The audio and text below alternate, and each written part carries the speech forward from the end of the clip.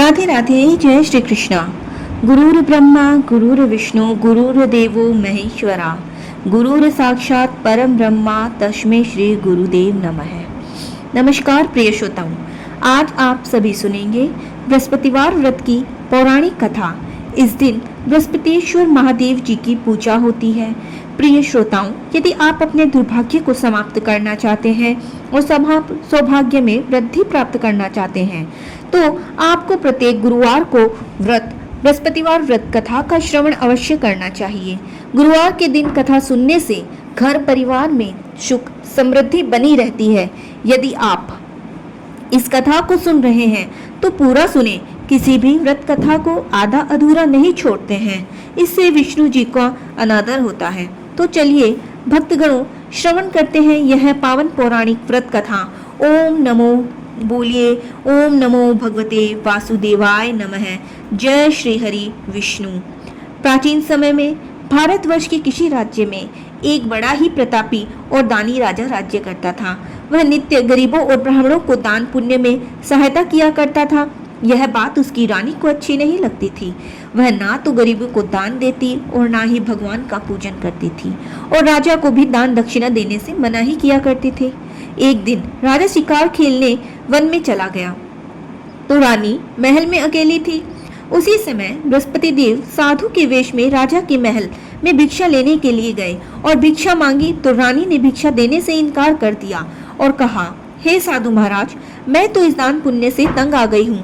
मेरे पति सारा धन लुटाते रहते हैं। मेरी इच्छा है कि हमारा सारा धन नष्ट हो जाए, फिर ना रहेगा बांस और ना बजेगी बांसुरी। साधु ने कहा, रानी देवी तुम बड़ी विचित्र हो। धन संतान तो सभी चाहते हैं, पुत्र और लक्ष्मी तो पापी भी कामना करते हैं। यदि तुम्हारे पास अधिक धन है तो भूखों को भोजन करवाओ, प्यासों के लिए प्याऊ बनवाओ, मुसाफिरों के लिए धर्मशालाएं खुलवाओ। जो निर्धन अपनी कुंवारी कन्याओं का विवाह नहीं कर सकते उनका विवाह कराओ। ऐसा और कई कन्या कार्य हैं जो तुम कर सकती हो। तुम्हारा यश में और लोक परलोक में नाम फैलेगा। परंतु रानी पर उपदेश का कोई प्रभाव नहीं पड़ा। वह बोली, महाराज आप मुझे कुछ ना समझाइए, मैं ऐसा धन नहीं चाहती जो हर जगह बांटती फिरूं। साधु ने उत्तर दिया, यदि तुम्हारी ऐसी ही इच्छा है तो तथास्तु तुम ऐसा करना कि बृहस्पतिवार को घर को पीली मिट्टी से लीपना, अपना सिर धोकर स्नान करना, भट्टी चढ़ाकर कपड़े धोना। ऐसा करने से आपका सारा धन नष्ट हो जाएगा। इतना कहकर वह साधु महाराज वहां से आलोक हो गए। और साधु के अनुसार कई बातों को पूरा करते हुए रानी को केवल 3 ही बृहस्पतिवार बीते थे कि उसकी समस्त धन संपत्ति नष्ट हो गई। भोजन के लिए राजा का परिवार तरसने लगा। तब एक दिन राजा ने रानी से बोला कि हे रानी, तुम यहीं रहो, मैं दूसरे देश को जाता हूँ, क्योंकि यहाँ पर सभी लोग मुझे जानते हैं, इसलिए मैं कोई छोटा कार्य नहीं कर सकता। ऐसा कहकर राजा परदेश चला गया। वहाँ वह जंगल से लकड़ी काट कर लाता और शहर में बेचता था। इस तरह वह अपना जीवन व्यतीत करने लगा।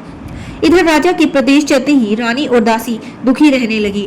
एक बार जब राजा, रानी और दासी को 7 दिन तक बिना भोजन के रहना पड़ा तो रानी ने अपनी दासी से कहा, हे दासी, पास ही के नगर में मेरी बहन रहती है, वह बड़ी धनवान है, तू उसके पास जा और कुछ धन लेकर आ ताकि थोड़ा बहुत गुजारा बसेरा हो सके।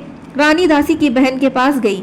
उस दिन गुरुवार था और रानी की बहन उस समय बृहस्पतिवार व्रत की कथा सुन रही थी।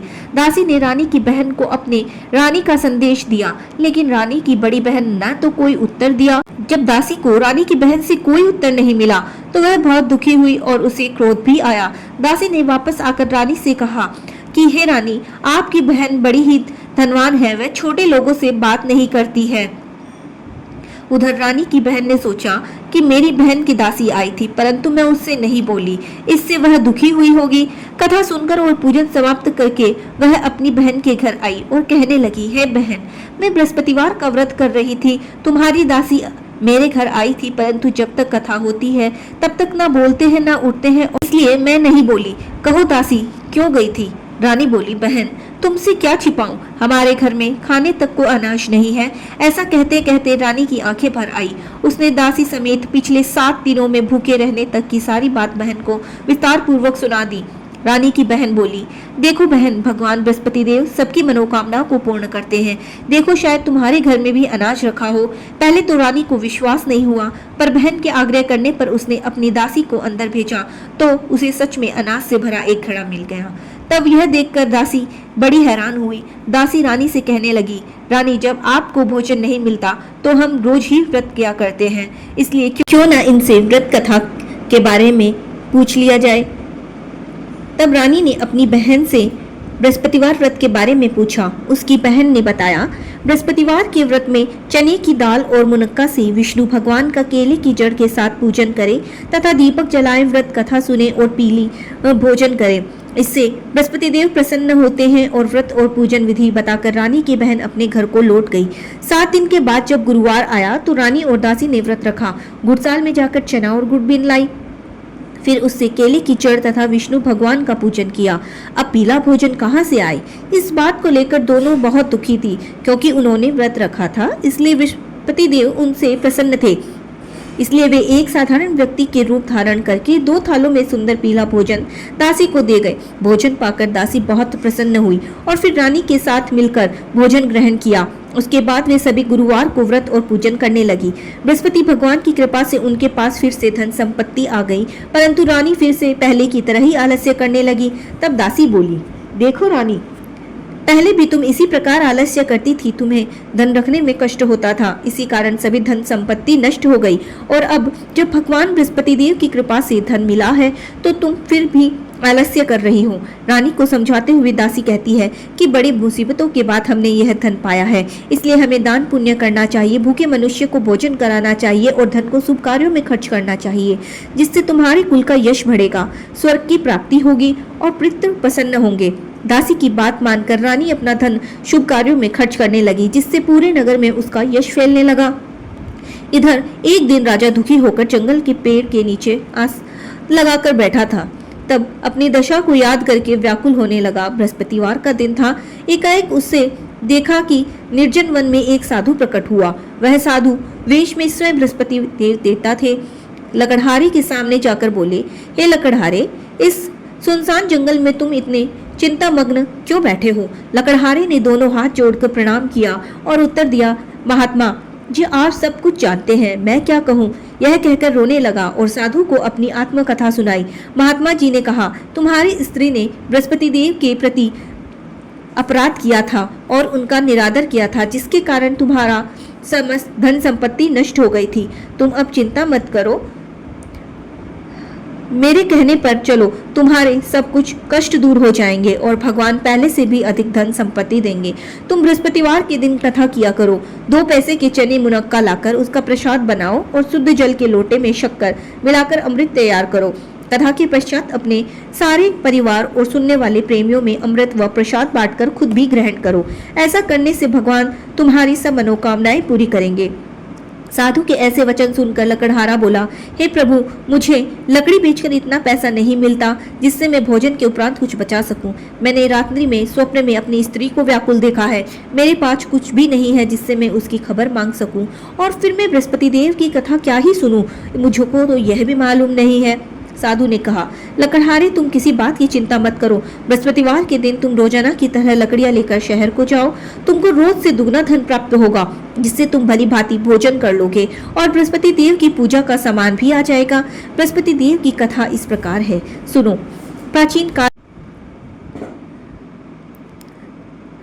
प्राचीन काल में एक ब्राह्मण रहता था। वह बहुत निर्धन था। उसकी कोई संतान नहीं थी। उसकी स्त्री बहुत मलिनता के साथ रहती थी।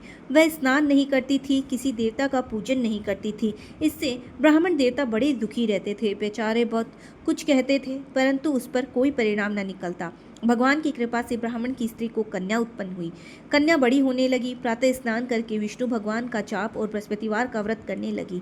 अपने पूजन पाठ का समाप्त करके विद्यालय जाती तो अपनी मुट्ठी में जो भर ले जाती और पाठशाला के मार्ग में डालती जाती। तब वह जो स्वर्ण के हो जाते तो लौटते समय उनको बीन कर घर ले आती। एक दिन वह बालिका सूप में सोने की जोस को फटक कर साफ कर रही थी।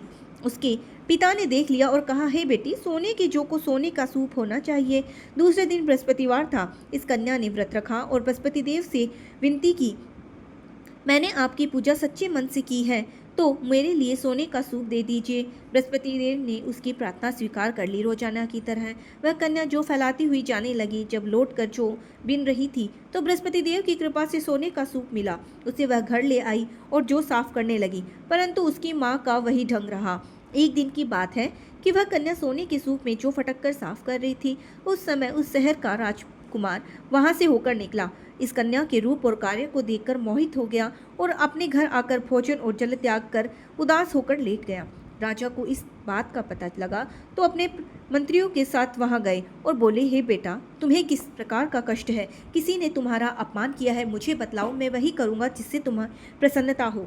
अपने पिता की राजकुमार ने बातें सुनी तो कहा, पिताजी, मुझे आपकी कृपा से किसी प्रकार का कोई कष्ट नहीं है, ना ही मेरा किसी ने अपमान किया है, परंतु मैं उस लड़की के साथ विवाह करना चाहता हूँ जो सोने की जौ में फटक कर साफ कर रही थी। यह सुनकर राजा आश्चर्य में पड़ गया और बोला, ही बेटा, इस तरह की कन्या का पता तुम ही लगाओ, मैं उसके साथ तुम्हारा विवाह अवश्य करवा दूंगा।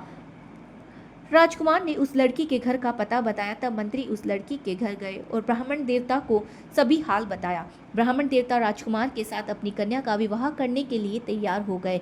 तब विधि विधान के अनुसार ब्राह्मण की कन्या का विवाह राजकुमार के साथ संपन्न हुआ। कन्या के घर से जाते ही पहले की भांति घर में दरिद्रता का वास हो गया।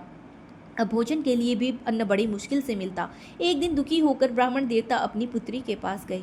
बेटी ने पिता की दुखी अवस्था को देखा और अपनी माँ का हाल पूछा। तब ब्राह्मण देवता ने सभी हाल कहे। कन्या ने बहुत सा धन देकर अपने पिता को विदा कर दिया।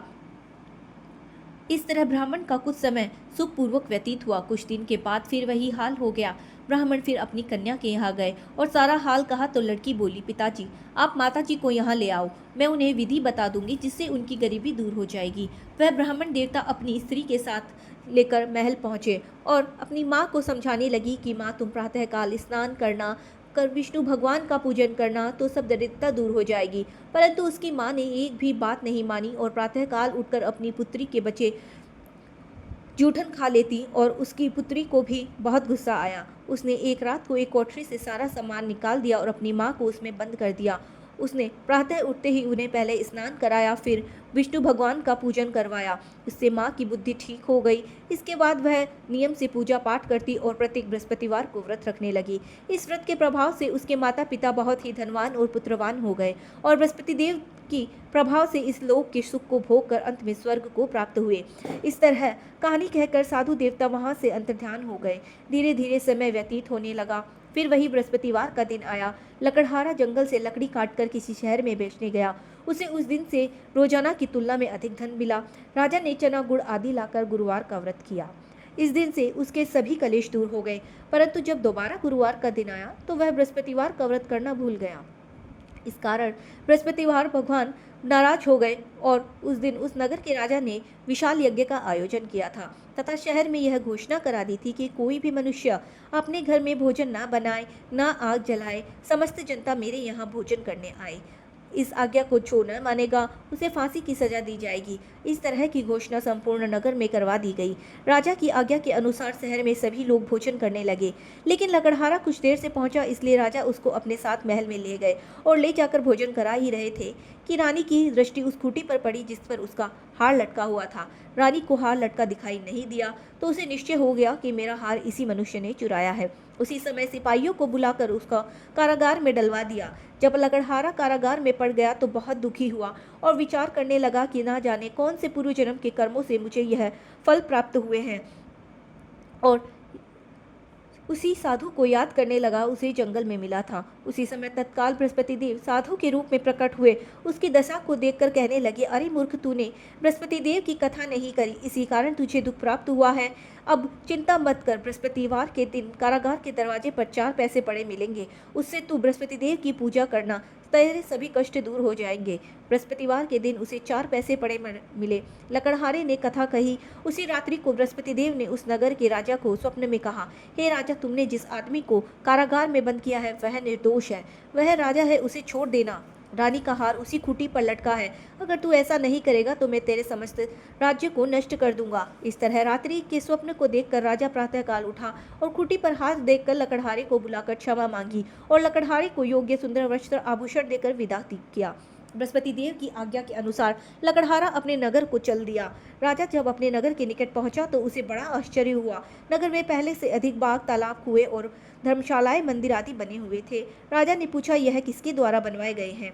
तब नगर के सब लोगों ने कहा, यह सब रानी और उसकी दासी ने बनवाए हैं। तो राजा को आश्चर्य हुआ और गुस्सा भी आया।